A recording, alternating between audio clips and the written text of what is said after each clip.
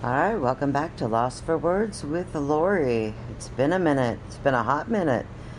It's Monday. Monday. It's 11:11. Make a wish, bitches. Blessed full moon to all you crazies. Fotsies, it's been crazy. It has been crazy train in my world, in toxic cesspool world, in everybody's world. It has been crazy. Mercury's in retrograde. There's a full moon, a lunar eclipse. The world is crazy, and gas is expensive, and yeah, I don't know, dude. The world is crazy, and with that crazy comes all sorts of deep things and thoughts and all sorts of chaos, right? So I hope all you all are doing all right. You know, toxic cesspool world has given me a lot of things to think about. It's been a really big part of my journey, because it was a part of my life when I lost Toby, when Toby died, and I got thrust into a process that had already started, of becoming a better version of who I was. And it became a new path into grief therapy and grief counseling. And now I'm learning how to deal with all of that. And it's crazy how life just kind of happens, and you have to stop everything that you thought that was normal and start over and start processing all of that. And it's really hard when you think that you're kind of navigating that path, and then you have to kind of help other people navigate that path too, because it happens to them. And you start to realize that the experience that I'm having with grief isn't just me. It happens to everybody, and I really started to realize that this week. And I'll explain a little bit more, I guess. But back in December, when a month and a half or so fresh after Toby had died, I had to start really taking a look at grief there, my grief therapy process, because I had therapy, and I was making friends with people who were also experiencing loss, and I was trying to figure out how I was going to get through this. I had no idea. And it's crazy how you people that you come in contact with, we all have experienced it in some way, shape, or form, or eventually people we're close to are going to experience it as well. And I realized that it's hard to find your strength during your time of grief. And two of my closest friends in that became friends of mine through this process, I guess you could call it a trauma bonding of friends over a loss of a loved one, and now they're facing losing their mom. And that in itself, it's like being able to repay your friends for their kindness and their selflessness for being there when you lost your husband, and now I get to help them navigate a path that I've already started, because their mom is dying. It's crazy how something so tragic and terrible can bring people together. And I'm seeing it across all these other platforms, these other people, and all these other things, where we're all starting to realize that all of these petty squabbles and these things that people are taking for granted don't mean anything, when you start to realize how important your first world is, and how people really are just paying less attention to the things that are really important in their first world, and what they're, I don't know. Losing people that you're close to is hard enough, and having the regrets and the guilt and the pain and the suffering that is going on in your first world is hard enough without all of the garbage that goes on toxic cesspool world, I guess. And it's difficult to navigate all of that and try to put all of that stuff behind you and still be supportive of the people, that are grieving too. But, back in December, I had met a wonderful young man overseas, and he's become like family to me because we bonded over this grieving process of losing somebody close to you that you loved. He lost his father, and I lost Toby, and we're helping each other heal through the process and learn about it. And my two best friends on this planet right now in real life, being Wolf and Hound, that do paranormal, I met through Toby, and the friendship has been a stranger than fiction crazy story, but at the end of the day, we're all good friends for all the right reasons. And now they're dealing with the loss of their mom, and she's terminal, and their grieving process, while it's so different, being able to walk through those stages with them and try to give them the best advice and is helping me, I don't know, process all of it, I guess.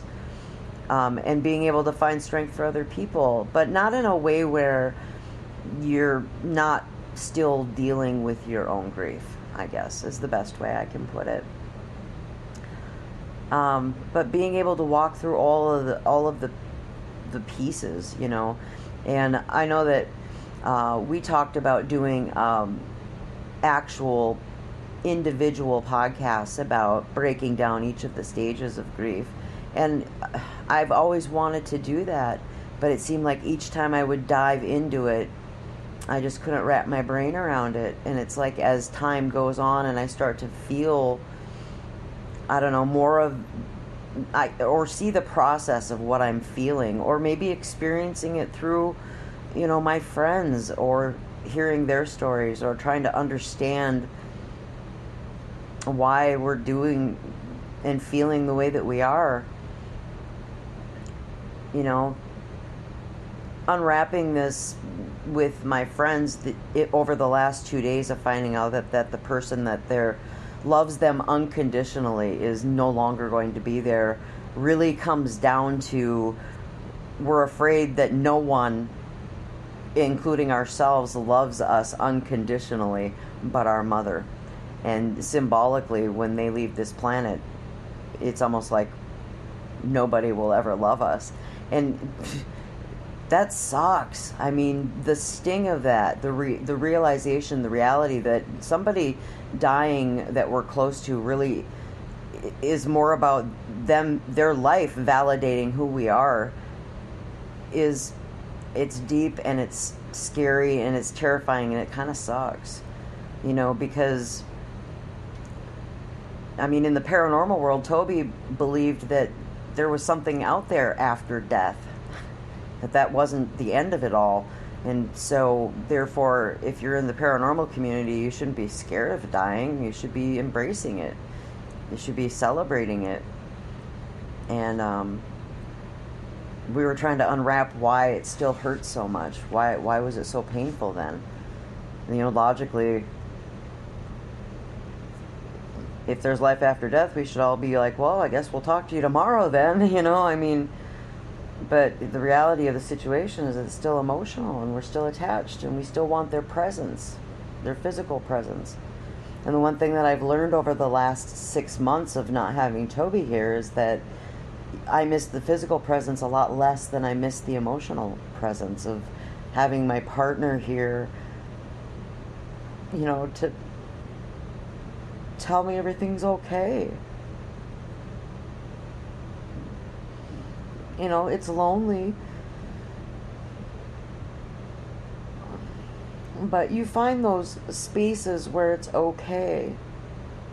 It's okay to laugh at your own jokes.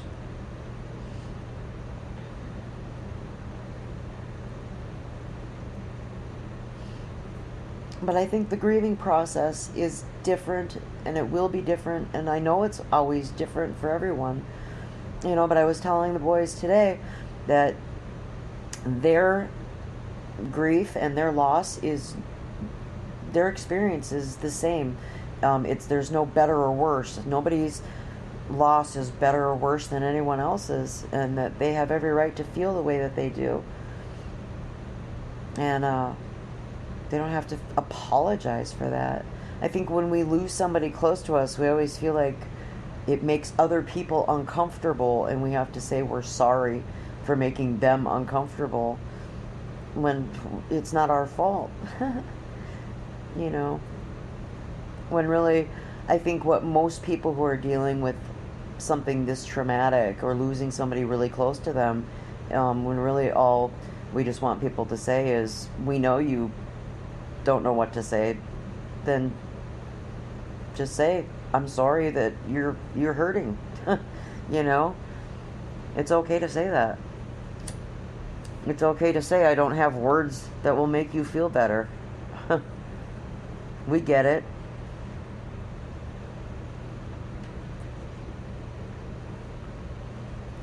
But I'm hoping that people will understand that no matter how you deal with your grief, it's a roller coaster ride. You're going to have good days. You're going to have bad days. There's always somebody out there who understands. You're not alone. There is no harm, no foul, no judgment. Because, believe it or not, no matter what kind of beef's going on out there on Toxic Cesspool World, or no matter what kind of family feuds are going on, or no matter what your deal is, every single one of us is going to have to go through this at some point. And death is the universal leveler, my friends. And it eats what it wants. It takes everybody at the end, and none of us can escape it at the end of the day. And some of us get lucky and escape the drama and the nightmare. And some of us live for better things and greener pastures, right?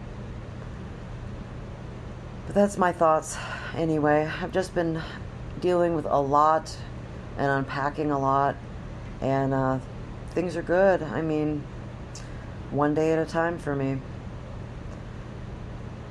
I hope you're all doing well. Till then, all I can ask is same old, same old. Wash your fucking hands. Be a good human. Love y'all.